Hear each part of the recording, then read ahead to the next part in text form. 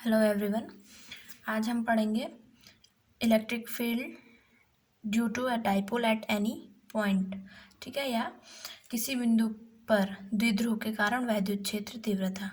अभी तक हमने दो पोजीशंस पे, एक तो एक्सियल यानी माना ये डाइपोल है, और तो इसके एक्सियल पोजीशन पे हमने इलेक्ट्रिक फील्ड इंटेंसिटी निकाली। सेकंड हमने डाइपोल के इक्वेटोरियल पोजीशन पे इलेक्ट्रिक फील्ड इंटेंसिटी निकाली। ठीक है, आज हम थर्ड जो पोजीशन होगी वो कोई भी माना डाइपोल के आसपास कोई भी ऐसा पॉइंट है जिसपे कि हमको इलेक्ट्रिक फील्ड इंटेंसिटी निकालनी है। ठीक है, तो हम सबसे पहले डायग्राम ले लेते हैं। ये हमारे पास डाइपोल है। डाइपोल के दोनों चार्जेस के बीच में डिस्टेंस हमें पता है, ये हमेशा होती है 12। ठीक है, और ये इसका माना सेंटर पॉइंट है O। ठीक है, माना वो पॉइंट कहीं पे भी हो सकता है इसके आसपास, माना वो पॉइंट यहाँ पे है P। ठीक है, तो इस P पॉइंट पे हमको इलेक्ट्रिक फील्ड इंटेंसिटी निकालनी है। माना ये जो P पॉइंट है इसके सेंटर से ये थीटा एंगल पर लोकेटेड है। ठीक है, ये एंगल थीटा हो गया। अब हमने एक्सियल के लिए जो ई की डायरेक्शन आई थी वो इस डायरेक्शन में आई थी बाहर की ओर, और इसकी इसमें जो डाइपोल मोमेंट होता है पी की डायरेक्शन भी -2 प्लस, ये भी इसी डायरेक्शन में होगी। ठीक है, सेम जब हमने इक्वेटोरियल के लिए इलेक्ट्रिक फील्ड निकाली थी तो रिजल्टेंट जो इलेक्ट्रिक फील्ड आया था वो इस डायरेक्शन में था। ठीक है, और जो डाइपोल मोमेंट की डायरेक्शन होगी वो -2 प्लस। ठीक है, डाइपोल मोमेंट की डायरेक्शन जो होती है वो -2 प्लस होगी। ठीक है, अब हम यहाँ पे हम इस डाइपोल को दो कंडीशंस में इस पी पॉइंट के अलोंग रखेंगे। माना जो ये डाइपोल है, पहले हम ये मान लेते हैं कि माना वो डाइपोल इसके एक्सियल पॉइंट में है, यानी जो ये डाइपोल है हमने इसको इसके एक्सियल पॉइंट में मान लिया। ठीक है, और वो पी पॉइंट इस उसके एक्सियल लाइन में है, एक्सियल पोजीशन में पी पॉइंट है। ठीक है, तो यहाँ पे ये माना ए बी है, तो हम इसको A1 मान लेते हैं, और ये B2। ठीक है, ये जो डाइपोल है वो माना इस पोजीशन में है, तो ये इसकी कौन सी पोजीशन हो गई, एक्सियल पोजीशन। ठीक है, अब सेकंड हम ये मान लेते हैं कि माना वो इक्वेटोरियल पोजीशन में है, यानी निरक्षीय स्थिति में। तो उसके लिए हम क्या कर लेते हैं, इस पी पॉइंट के अलोंग एक लंब यानी परपेंडिकुलर, ठीक है, जो कि इस पे 90 डिग्री का एंगल बनाएगी। माना वो इस डायरेक्शन में, तो हम देख सकते हैं कि ये 90 डिग्री का बन गया इसके साथ इसका एंगल। तो ये हो गया इसका इक्वेटोरियल पोजीशन। ठीक है, तो माना इस पोजीशन में डाइपोल को हमने A2 और यहाँ पे B2। ठीक है, तो ये हो गया पहला जो है एक्सियल और सेकंड में इक्वेटोरियल। ठीक है, अब एक्सियल के कारण इलेक्ट्रिक फील्ड जो था रिजल्टेंट वो इस डायरेक्शन में था, है ना, यहाँ पे बाहर की ओर।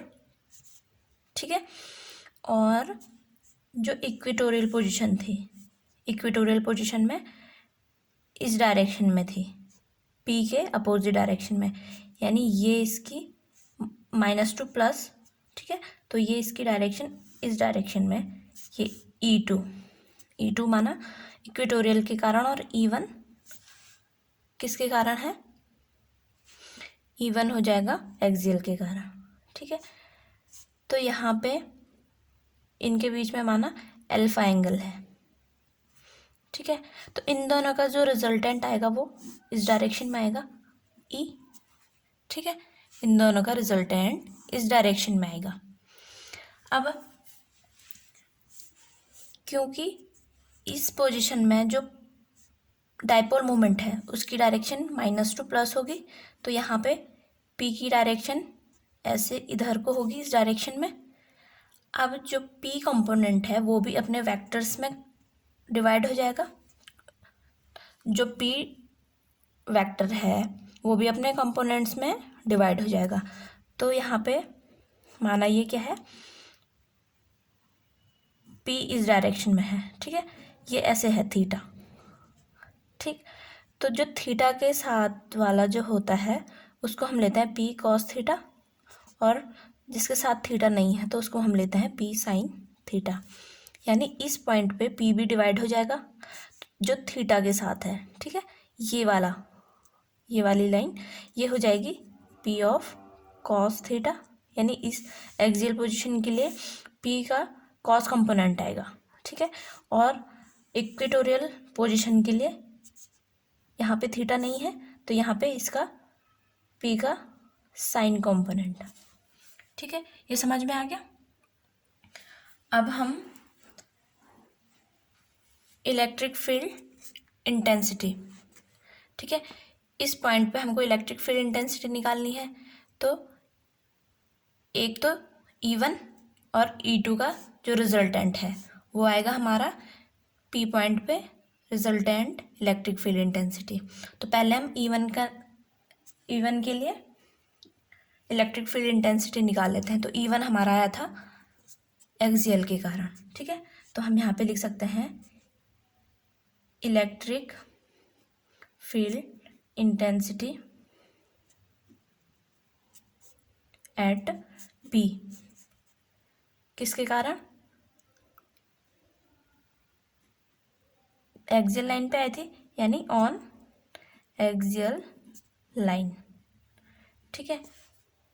और एक्सियल लाइन कौन सी हमारी, A1 B1 of A1 B1, ठीक है। आप कैसे भी इसको डिनोट कर सकते हैं A' B' या A1 B1, ठीक है। तो एक्सियल में हमारी इलेक्ट्रिक फील्ड इंटेंसिटी कितनी आती है, आपको याद होना चाहिए, E = 2p/4 pi epsilon not R3, ठीक है। ये E एक्सियल, और इक्वेटोरियल के लिए E इक्वेटोरियल में आती है p/4 pi epsilon not R3, ठीक है। तो एक्सियल के लिए E1 = 2p/4 pi epsilon not R3, ठीक है। R जो होती है वो सेंटर से पॉइंट P की डिस्टेंस लेते हैं हमेशा, जहाँ पे हमको इलेक्ट्रिक फील्ड इंटेंसिटी कैलकुलेट करनी है वो डिस्टेंस R होती है, ठीक है।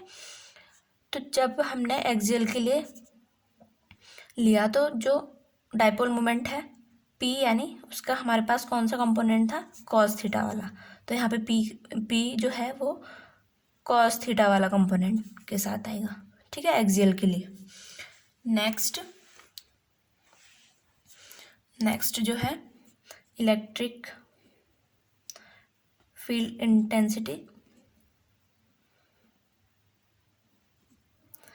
एट P, पहले तो हमने एक्सियल के लिए निकाला, ठीक है।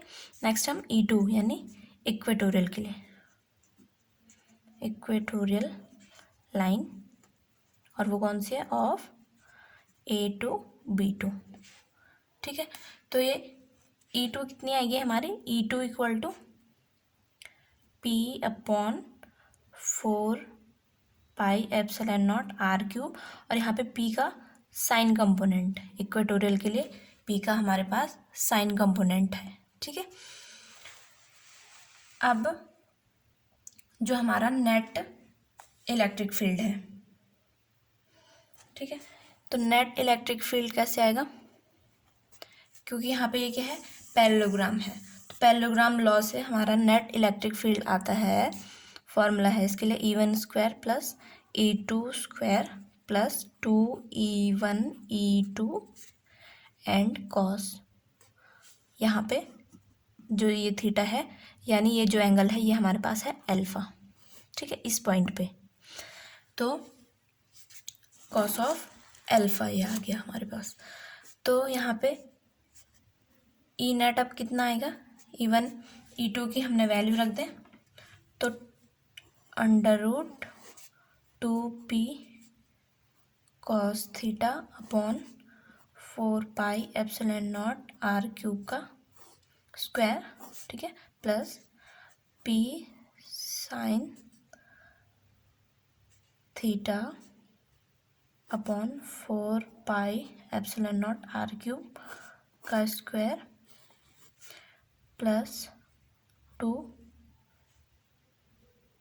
अब देखो यहाँ पे कॉस अल्फ़ा, अल्फ़ा यानी E1 और E2 के बीच में एंगल। तो E1 और E2 के बीच में एंगल कितना है, यहाँ पे साफ दिख रहा है, ये 90 डिग्री का एंगल है। तो कॉस ऑफ 90 0, तो इसका मतलब ये वाली टर्म क्या हो गई, 0 हो गई, ठीक है। तो ये टर्म हमारी सीधे सीधे 0 हो गई, ठीक। तो हमारे पास सिर्फ 2 टर्म्स बची हैं। तो यहाँ पे अब हम क्या करेंगे, कॉमन ले लेंगे। तो ई नेट इक्वल टू, हम कॉमन ले लें, same p cos theta, p upon 4πε0 इसमें भी है, p अपॉन 4πε0 r³ इसमें भी है, ठीक है। तो हम इन दोनों में से ये बाहर ले लेते हैं, क्योंकि ये स्क्वायर है तो ये स्क्वायर में ही बाहर आएगा।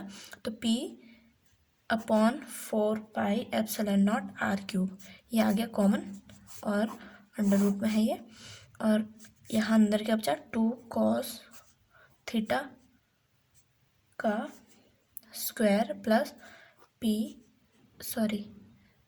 साइन थीटा का स्क्वायर, ठीक है। तो ये स्क्वायर ये भी, तो ये अब ई नेट यहाँ से ये बाहर आ जाएगा। तो इस वाले टर्म में स्क्वायर से अंडर रूट कट जाएगा, यानी बाहर p अपॉन 4πε0 r³ बाहर आएगा, और अंदर जो बच जाएगा अंडर रूट में 2 cos थीटा का स्क्वायर प्लस साइन थीटा का स्क्वायर, ठीक है। तो हम इसको अब आगे कैसे सॉल्व कर सकते हैं, p अपॉन 4πε0 r³, ठीक है। और ये कितना हो गया, 2 cos थीटा को हम 4 cos 2 का स्क्वायर 4 हो गया, square theta plus sine square theta under root में, ठीक है। और इसको हम फिर से और सॉल्व करके 3 cos square theta into cos square theta, ठीक है, ऐसे लिख सकते हैं, है ना, प्लस साइन स्क्वायर थीटा, ठीक है। और ये फिर कितना हो जाएगा, cos square theta plus sine square theta 1, तो हमारे पास यहाँ पे कितना रह जाएगा, 1 plus 3 cos square theta under root में, ठीक है। और ये p 4πε0 r³ इसके साथ ही है।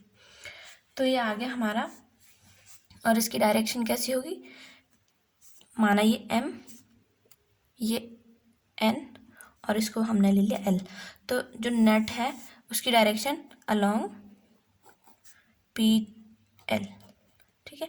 ऐसे हम E1 और E2 के लिए भी ले सकते हैं। E1 किसके अलोंग आएगा, जो E1 है वो अलोंग PN, और E2 इसकी डायरेक्शन अलोंग PM, ठीक है। तो हम यहाँ पे डायरेक्शन भी इनकी लिख सकते हैं। तो ई नेट हमारा आ गया, ठीक है। तो ये हमारे पास है ई नेट, ठीक है। अब हम यहाँ पे लेते हैं स्पेशल केस, अगर ले इससे आगे करना चाहें तो इसका जो स्पेशल केस होता है, स्पेशल केस, इसमें थीटा के लिए होता है। थीटा माना हमारे पास 0 ले, ठीक है। तो इस डायग्राम में अगर हम थीटा 0 ले लें तो यानी P पॉइंट 0 हो गया, तो ये यहाँ पे आ जाएगा एक्सियल पॉइंट में, है ना। तो थीटा अगर हम 0 ले लें तो ये क्या कौन सा केस आ जाएगा, एक्सियल वाला। तो यहाँ पे हम फॉर्मूले में रख के देखते हैं कि थीटा 0 रखने पर एक्सियल वाली जो हमारे पास रिजल्ट आया था उसके इक्वल है या नहीं है। तो यहाँ पे हम E equal to P/4πε0 R³ 1 + 3 cos square theta. cos theta 0 पे कितना होता है, 1, तो cos स्क्वायर 0 भी 1 ही होगा, यानी 1 का स्क्वायर भी 1। तो ये कितना हो जाएगा, अंडर रूट में है ये, तो E equal to P/4πε0 R³। तो ये 1 हो गया ये वाली टर्म, तो ये 1 + 3, तो 1 + 3 कितना हो गया, √4, और √4 को हम लिख सकते हैं 2, ठीक है। तो E इक्वल टू ये कितना आ गया, 2P/4πε0 R³। ये किसके लिए आता है, एक्सियल के लिए, है ना। आपको याद होना चाहिए कि एक्सियल के लिए जब थीटा 0 है, ठीक है। नेक्स्ट होगा अगर थीटा 90 डिग्री पे हो, तो अगर हम यहाँ पे थीटा को 90 डिग्री कर लें, यानी इसको ऐसे यहाँ पे ये आ जाएगा 90 डिग्री पे, ठीक है। तो ये कौन सा केस बन जाएगा, इक्वेटोरियल का, यानी निरक्षीय स्थिति का। तो यहाँ पे ये इक्वेटोरियल का केस बन जाएगा। तो देखते हैं यहाँ पे ये 90 डिग्री रखने पर इक्वेटोरियल का केस आता या नहीं आता। तो E equal to P/4πε0 R³ 1 + 3 cos square theta. cos theta 90 पे कितना होता है, 0, तो यानी cos स्क्वायर 90 भी 0 ही होगा, ठीक है। तो E इक्वल टू, यानी ये टर्म 0 हो गई, ठीक है। तो P/4πε0 R³ √1 1 ही होता है, √1 1 ही होता है। तो E इक्वल टू 4πε0 Q। तो ये किसके लिए आता है, इक्वेटोरियल के लिए। ये किसके लिए आता है, इक्वेटोरियल के लिए।